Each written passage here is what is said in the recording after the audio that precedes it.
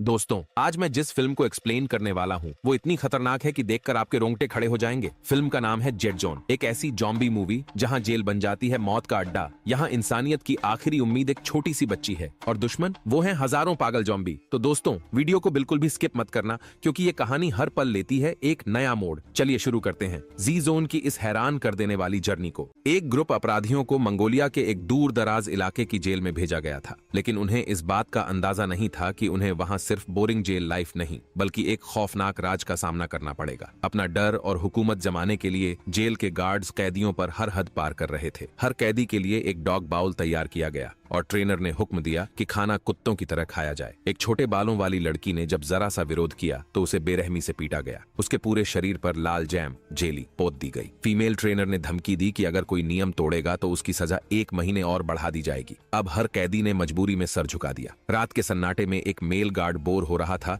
तो उसने सोते हुए कैदियों को तंग करने का प्लान बनाया, लेकिन उसे अचानक एहसास हुआ कि एक बिस्तर खाली पड़ा है। कौन सोच सकता था कि इस हड्डियां जमा देने वाली ठंड में भी कोई भागने की कोशिश करेगा। लेकिन वो जेल इतनी दूर और वीरान थी कि पूरी रात भागने के बाद भी वो अपराधी पहाड़ों से बाहर नहीं निकल पाया। आखिर में उसे पकड़ ही लिया गया, एक बैग में बंधे हाथों के साथ। गार्ड ने सभी के सामने उसकी जमकर धुनाई की। गार्ड ने चेतावनी दी कि जो भी भागने की कोशिश करेगा उसे डॉग केज में 3 दिन रखा जाएगा। साथ ही कहा कि अगर कोई एक भागेगा तो उसके साथ रहने वालों को भी वही सजा भुगतनी पड़ेगी। अगले कुछ दिनों में कैदियों को और भी बुरी यातनाओं का सामना करना पड़ा, लेकिन उन्हें नहीं पता था कि जेल के एक गुप्त हिस्से में एक टेंट में फीमेल ट्रेनर किसी लड़की को कहानी सुना रही थी। वो लड़की हैरान थी कि उसे वहां क्यों लाया गया। ट्रेनर ने मीठे मीठे झूठ बोलते हुए कहा, तुम्हारी मौजूदगी बहुत सी जानें बचा सकती है। और उसी वक्त बाहर कैदियों को एक बड़ी राहत की खबर मिली। गार्ड ने कहा कि जेल का डायरेक्टर आज एक मीटिंग रखी गई थी। मकसद था कैदियों की राय सुनना, लेकिन जिसे देखो वो समझ गया कि ये सब सिर्फ दिखावा है। अगर किसी ने सच में कुछ कहा तो जेल का डायरेक्टर बस अपनी कुर्सी छोड़कर चला जाएगा और कैदियों की हालत और भी खराब हो जाएगी। शाम की मीटिंग में सबने चुप रहकर समझदारी दिखाई। डायरेक्टर को लगा जैसे सब कुछ सही चल रहा है और वो मुस्कुराता हुआ चला गया,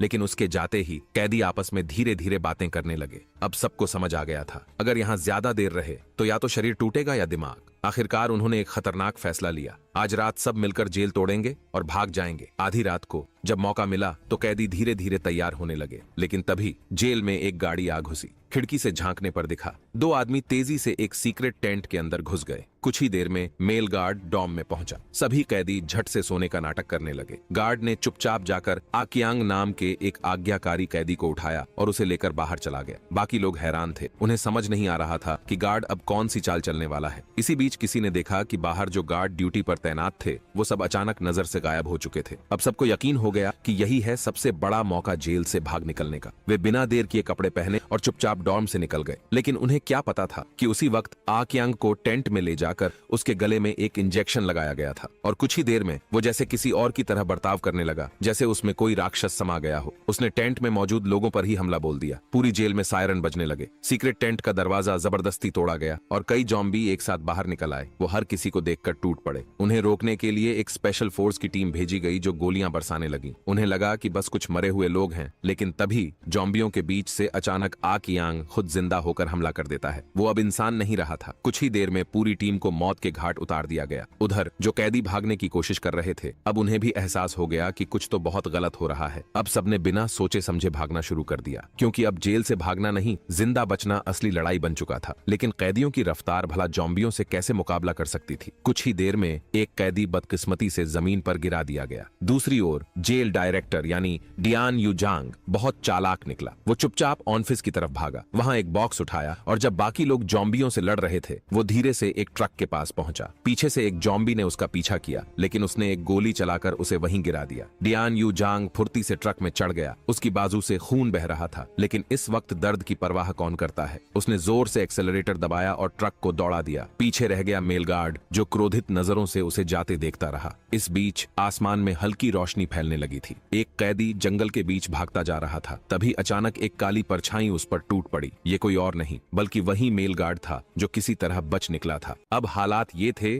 कि जॉम्बी बन चुके इंसान सबसे बड़ा खतरा बन चुके थे, इसलिए दुश्मनियां भुलाकर सब एकजुट होने लगे। दूर एक ट्रक खड़ा दिखाई दिया। कुछ बहादुर कैदी चुपके से ट्रक के पास पहुंचे, लेकिन जैसे ही दरवाजा खोला अंदर से 2 जॉम्बी निकल पड़े। गार्ड और कैदियों ने मिलकर एकजुट होकर उनसे मुकाबला किया, मगर इस झगड़े की आवाज बहुत तेज थी और आसपास के सारे जॉम्बी वहीं आ गए। उस पर ट्रक की चाबी भी जल्दबाजी में टूट गई। अब उनके पास कोई चारा नहीं था। सबको ट्रक छोड़कर फिर से भागना पड़ा। भागते भागते आखिरकार वे वापस उसी जेल तक पहुंच गए जहां से उन्होंने भागने की कोशिश की थी। कम से कम अब उनके पास छत तो थी। इसी मौके का फायदा उठाकर मेल गार्ड फिर से खुद को बॉस समझने लगा। लेकिन इस बार कैदी चुप नहीं बैठे। एक साथ सबने उस पर हमला कर दिया। उसे जान से नहीं मारा लेकिन बुरी तरह पीटा। अब बहुत हो गया था। लंबे बालों वाला एक कैदी आगे आया और पूछा, आखिर तुम लोग इस जेल में कर क्या रहे थे? मेल गार्ड अब पूरी तरह टूटा हुआ था। उसने सच्चाई बतानी शुरू की। असल में इस जेल के एक सीक्रेट कैंप में एक एक्सपेरिमेंट चल रहा था। हर कैदी को धीरे धीरे एक टेस्ट सब्जेक्ट बनाया जा रहा था। लेकिन ये कोई नहीं जानता था कि बीते कल एक बड़ी गलती हो जाएगी और उसका अंजाम आज सबके सामने होगा। हालांकि मेल गार्ड ने यह भी कहा कि वो खुद उस एक्सपेरिमेंट का हिस्सा नहीं था। मेल गार्ड ने कहा वो सिर्फ एक्सपेरिमेंट के लिए कैदी लाता था। बाकी असली डिटेल्स उसे खुद भी नहीं पता थी। लेकिन कैदियों को उस पर जरा भी भरोसा नहीं था, तो उन्होंने एक रस्सी उठाई और उसे कसकर बांध दिया। 2 कैदियों को छोड़ दिया गया उसकी निगरानी के लिए। बाकी सभी लोग एक पास खड़ी बस में जाकर सो गए। कल रात से अब तक किसी को ठीक से आराम तक नहीं मिला था और अब तो किसी में ये सोचने की भी ताकत नहीं थी कि आगे क्या करना है। उधर जंगल में 2 कैदी पीछे छूट गए थे। जॉम्बी उनका पीछा कर रहे थे, लेकिन किस्मत से वे किसी तरह बचकर वापस जेल तक पहुंच गए। उन्होंने आते ही सबको एक भयानक खबर दी। ये वायरस बहुत तेजी से फैलता है। अब जेल के बाहर सिर्फ जॉम्बी ही जॉम्बी हैं। अब सबको लगने लगा था कि सिर्फ यहीं छिपकर रहना मतलब खुद अपनी मौत बुलाना।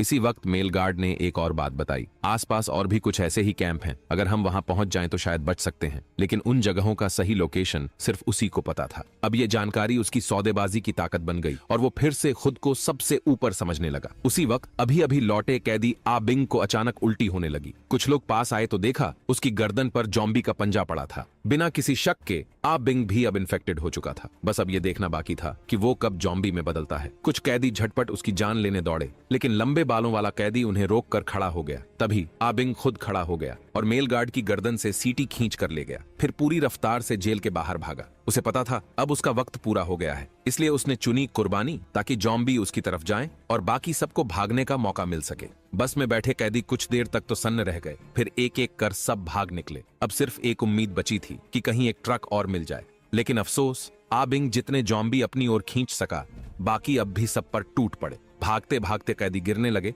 कई जिंदा थे पर ज्यादा देर नहीं। आखिरकार कुछ कैदी एक ट्रक तक पहुंच ही गए और वही लंबा बालों वाला कैदी जान की परवाह किए बिना सीधे ट्रक के ड्राइवर सीट की ओर भागा और इंजन स्टार्ट कर दिया। ट्रक की ड्राइवर, वो महिला पहले ही बुरी तरह डर चुकी थी। कैदियों के चढ़ने का इंतजार किए बिना सीधा ट्रक स्टार्ट करके निकल गई। बाकी सब लोग बस उसे जाते हुए देखते रह गए, निराश, लाचार। कोई चारा नहीं बचा था तो सब फिर से उसी पुराने कैंप की ओर भागने लगे। उधर दूसरी तरफ मेल गार्ड किसी तरह अपनी रस्सियां खोल चुका था, लेकिन वो भागा नहीं बल्कि वापस चला गया सीक्रेट लैब की ओर। उसे उम्मीद नहीं थी कि वहां वो महिला गार्ड अब भी मौजूद होगी और उसके साथ थी एक छोटी सी बच्ची जिसे वो अब तक संभाल रही थी। असल में वही बच्ची थी उस वैक्सीन की जिसमें छुपा था ज़ोंबी वायरस का राज। मेल गार्ड ने बिना कुछ सोचे महिला गार्ड को बेहोश कर दिया और फिर बच्ची को लेकर भाग निकला। उस छोटी सी बच्ची में था जबरदस्त दम। हाथ में भारी कुल्हाड़ी लेकर वो खुद झोंबियों को काटती काटती मेल गार्ड के साथ एक और कैंप तक पहुंच गई।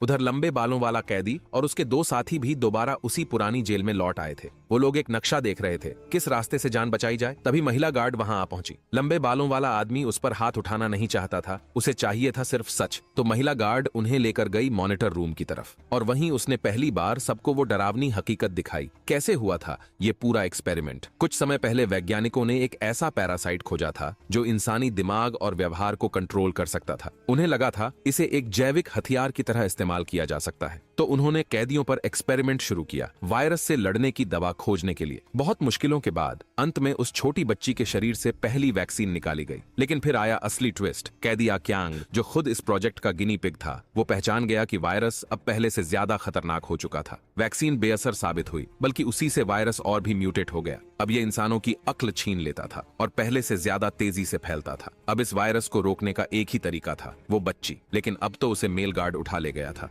लंबे बालों वाले आदमी ने जब ये सब सुना तो उसने महिला गार्ड की बातों पर भरोसा किया और ठान लिया कि वो बच्ची को वापस लाकर रहेगा। महिला गार्ड ने जेल में ही रुकने का फैसला किया और उसने उन्हें पास वाले कैंप का लोकेशन बता दिया। जहां शायद मेल गार्ड बच्ची को लेकर छिपा होगा। ज्यादा वक्त नहीं गुजरा, लंबे बालों वाला आदमी उस पते के सहारे पहुंच चुका था। अगले कैंप में किसी ने सोचा भी नहीं था जो महिला ड्राइवर पहले भाग गई थी वो भी अब यहीं मौजूद थी। असल में वो मेल गार्ड से शांतिपूर्वक बात करना चाहती थी, लेकिन तभी पिछली रात भागा हुआ डीएनयू जांग अचानक कमरे का दरवाजा खोलकर घुस आया। जैसे ही उसकी नजर मेज पर रखे खाने पर पड़ी, उसकी भूखी आंखें चमक उठी। सब लोग उसकी बंदूक देखकर चुपचाप बैठे रह गए, हिलने की हिम्मत भी किसी में नहीं थी। डीएनयू जांग घमंड से बताने लगा कि पिछली रात जब मेल गार्ड को झोंबी ने काटा था तो उसने खुद को तुरंत एक वैक्सीन का इंजेक्शन लगा लिया था, लेकिन किस्मत ने साथ नहीं दिया। इंजेक्शन लगते ही उसके शरीर में वायरस फिर से एक्टिव हो गया। मेल गार्ड ने इसका फायदा उठाया और तेजी से उसकी बंदूक छीन ली। महिला ड्राइवर को परवाह नहीं थी, वो तो बस छोटी बच्ची को लेकर वहां से भाग निकली। वो तुरंत उस नर्क जैसी जगह से दूर निकल जाना चाहती थी। गाड़ी का स्टार्ट होना मेल गार्ड ने सुन लिया था। उधर लंब बालों वाला कैदी गन छीनने के लिए गार्ड पर झपटा। दोनों के बीच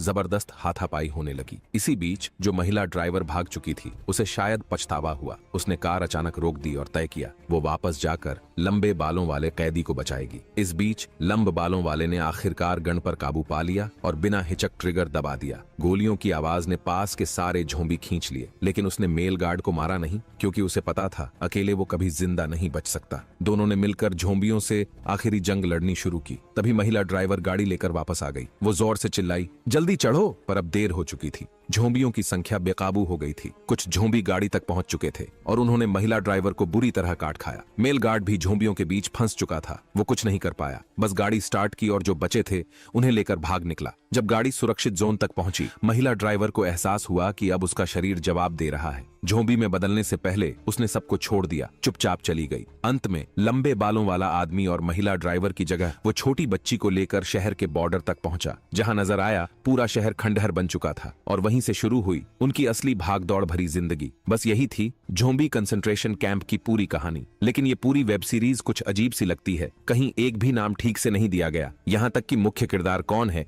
ये भी क्लियर नहीं। कहानी की थीम और फोकस बार बार भटकते रहते हैं, तो ओरिजिनल शो देखने की सलाह नहीं दी जाती। शायद इसकी वजह है कि ये शो मंगोलियाई भाषा में बना है और पूरे इंटरनेट पर एक भी ठीक ठाक ट्रांसलेशन नहीं मिलता। बस आज के लिए इतना ही। अगर आपको ये कहानी पसंद आई तो जुड़े रहिए, अगली बार फिर मिलेंगे।